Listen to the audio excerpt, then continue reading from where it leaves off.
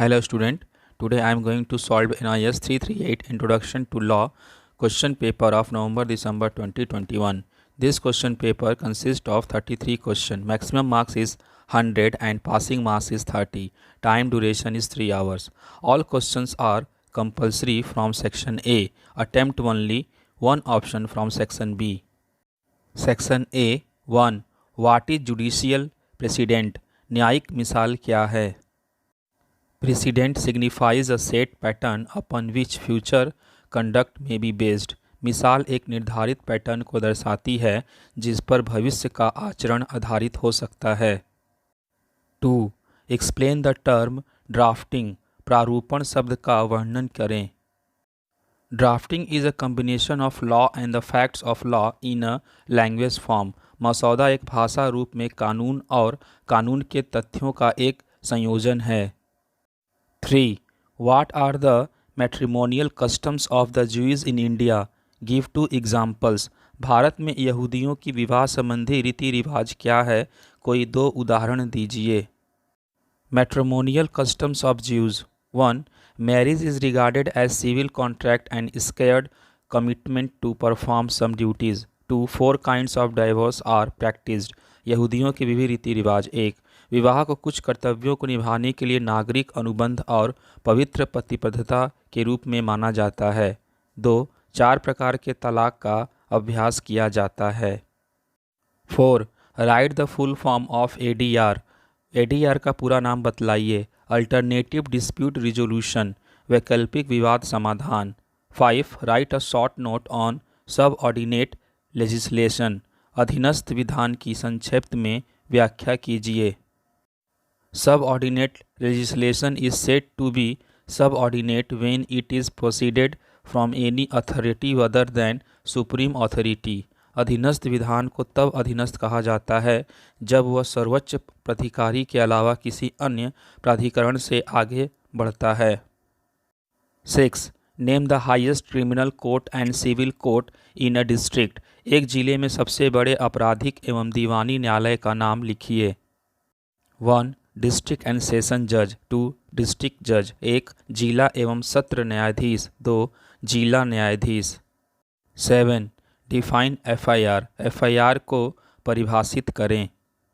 FIR stands for First Information Report is intimation to the police authorities that a particular offence has been committed against the victim. प्राथमिकी का अर्थ है प्रथम सूचना report. Police अधिकारियों को सूचित करना है कि पीड़ित के खिलाफ एक विशेष अपराध किया गया है। 8. The preamble is a part of the Constitution. Do you agree with this statement? If yes, cite the relevant case in support of your answer. प्रस्तावना संविधान का अंग है। क्या आप इस कथन से सहमत हैं? यदि हाँ तो अपने उत्तर के पक्ष में प्रासंगिक वाद दीजिए। यस, केशव नंद भारती केस. हाँ, केशव नंद भारती मामला। 9. Identify the different source of law. कानून के विभिन्न स्रोतों की पहचान करें। Different source of law. 1. Constitution. 2. Custom. 3. President. 4. Legislation. कानून के विभिन्न स्रोत. 1. संविधान. 2. रीति. 3. मिसाल. 4. विधान. 10. Describe the principle of joint liability. संयुक्त दायित्व के सिद्धांत को परिभाषित करें। Joint liability is the liability that is shared by people who 1. conspire to do an unlawful act. 2. all the people who have agreed on doing an unlawful act with criminal intent will be jointly liable for the conspiracy. Described in section 34 to 38, 120A, 149, 396 and 460 of IPC. संयुक्त दायित्व वह दायित्व है जो उन लोगों द्वारा साझा किया जाता है जो एक गैरकानूनी कार्य करने की साजिश रची। 2. वे सभी लोग जो आपराधिक इरादे से गैरकानूनी कार्य करने पर सहमत हुए हैं साजिश के लिए संयुक्त रूप से उत्तरदायी होंगे। IPC की धारा 34 से 38, 120A, 149, 396 और 460 में वर्णित है। 11. Right about in short any 2 theories of punishment. दंड के किन्हीं 2 सिद्धांतों का संक्षेप में वर्णन करें। 1. deterrent theory. Punishment is given to an accused with a view to warn other criminals so to deter others. 2 retributive, life for life, tooth for tooth. 1 निवारक सिद्धांत, एक आरोपी को सजा दी जाती है अन्य अपराधियों को चेतावनी देने की दृष्टि से ताकि दूसरों को रोका जा सके। 2 प्रतिकारक, जीवन के लिए जीवन, दांत के लिए दांत। 12 Which form of ADR was popular and prevalent in ancient India? Lists the cases which can be resolved through ADR. प्राचीन काल में ADR का कौन सा रूप प्रचलित था? ऐसे केसों की सूची बनाइए जिन्हें ADR के माध्यम से हल किया जा सकता है। 1 The popular and prevalent form of ADR in ancient India was arbitration. 2 The disputed as to quality of the commodity, business partnership, consumer dispute, trades, etc.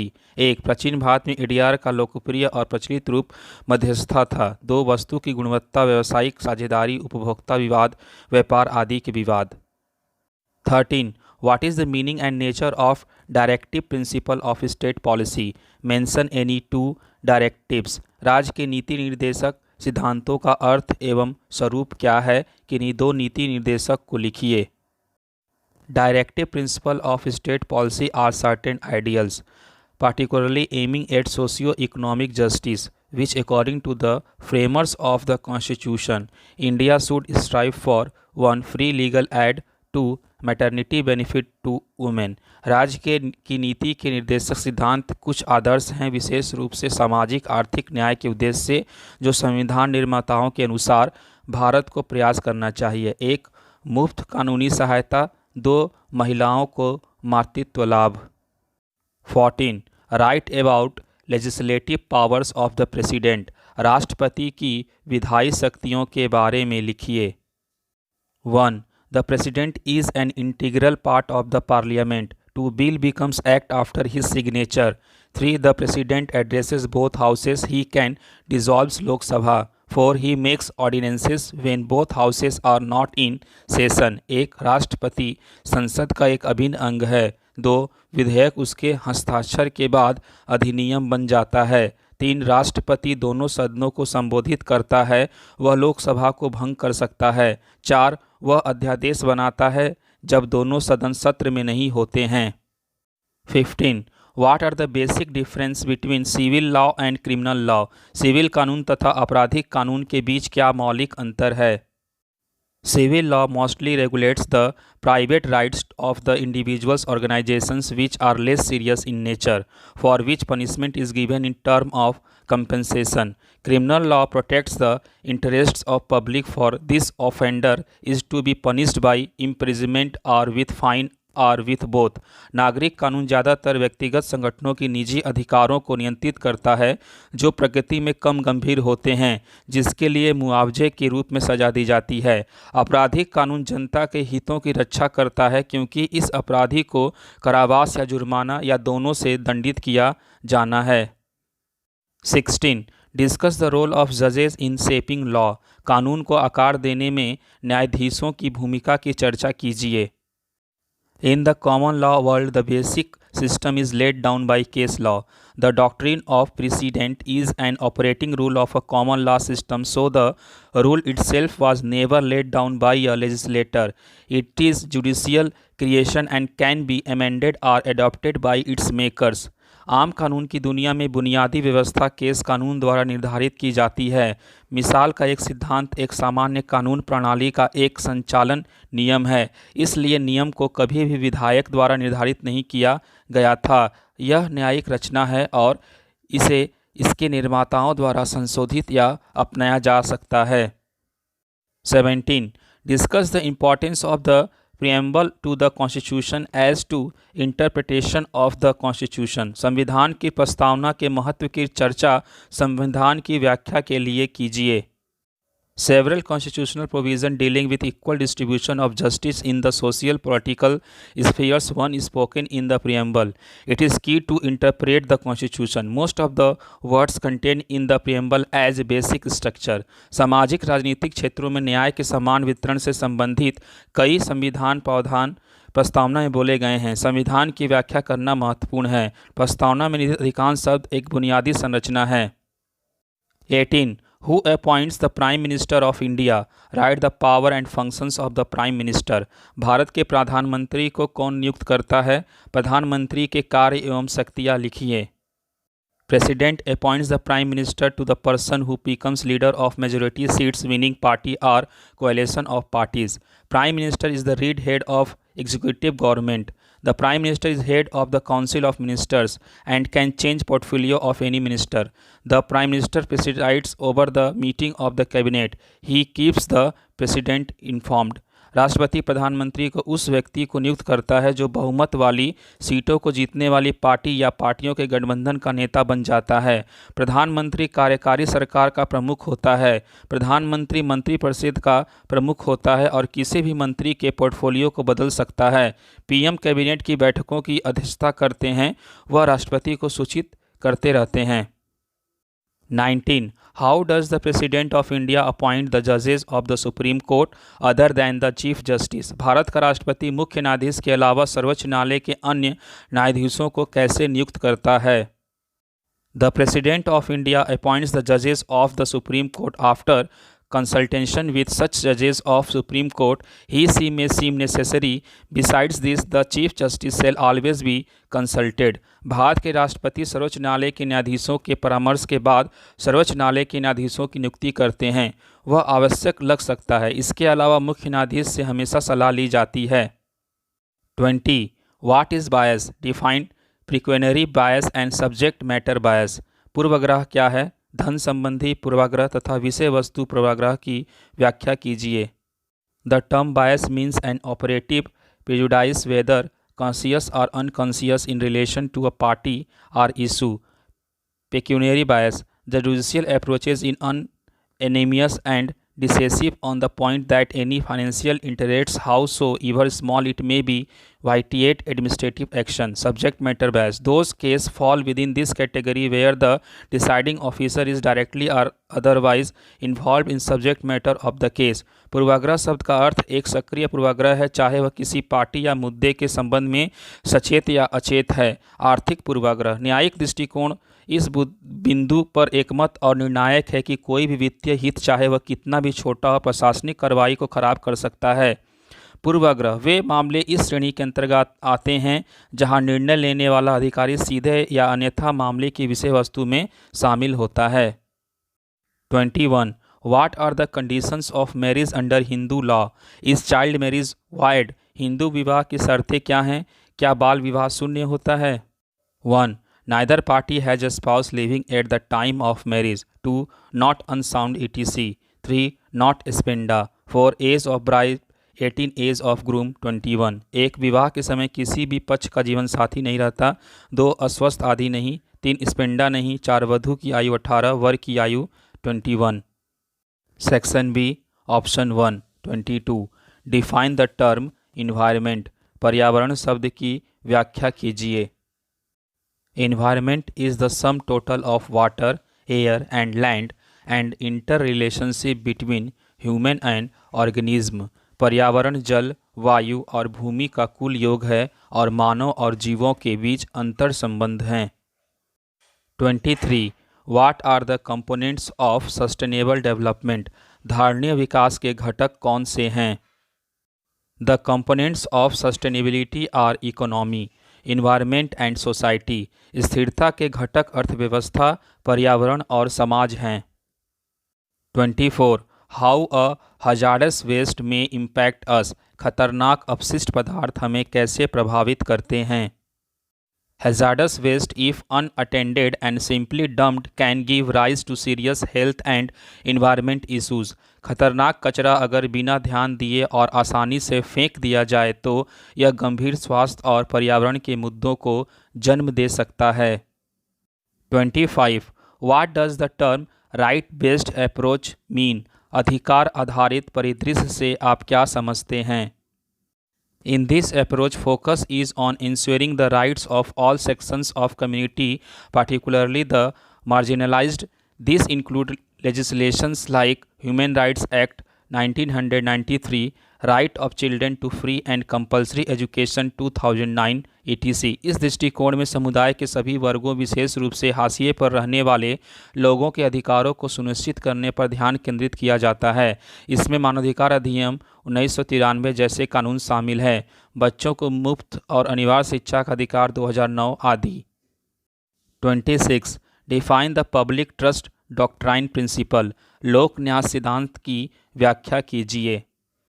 Public trust doctrine is the principle that certain resources are preserved for public use and that the environment is required to maintain them for the reasonable use of the public। लोक न्यास सिद्धांत यह सिद्धांत है कि कुछ संसाधनों को सार्वजनिक उपयोग के लिए संरक्षित किया जाता है और यह कि पर्यावरण को जनता के उचित हमारे लिए बनाए रखने के लिए आवश्यक है। 27 What is the role of courts in protection of the environment? Write it with example of at least 3 case laws। पर्यावरण संरक्षण में न्यायालय की क्या भूमिका है? कम से कम 3 वादों मुकदमों को उदाहरण की सहायता से लिखें।